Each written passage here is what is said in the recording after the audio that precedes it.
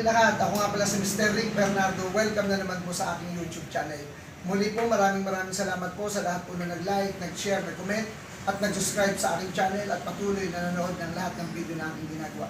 Pakipindot na rin po ang notification bell para lagi po kayo updated sa lahat ng video na aking ginagawa.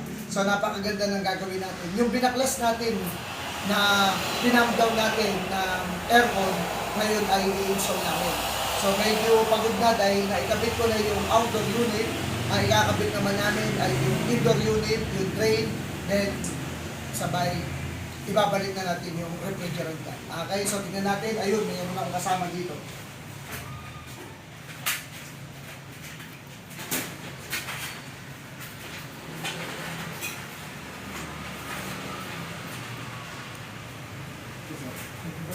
Ibababa ko muna ito. So, susukat mo itong hose na ito.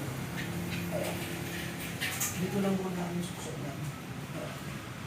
Dito suksok mo. Huwag muna sa ilalim. Sukat mo. Sukat mo. Ayan. Pwede mo yung get.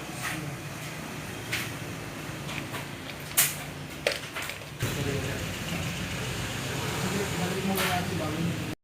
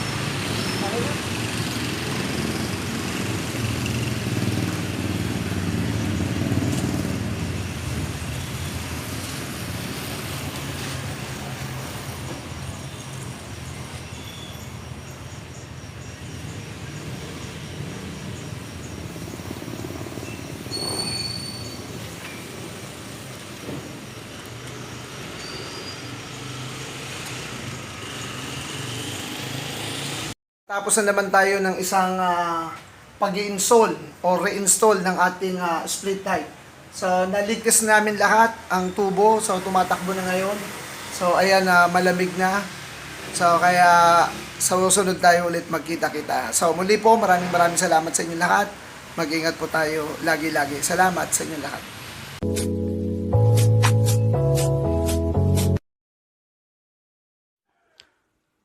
Like, share, comment, and subscribe to my channel. Pakipindot na rin po ang notification bell para lagi kayo updated.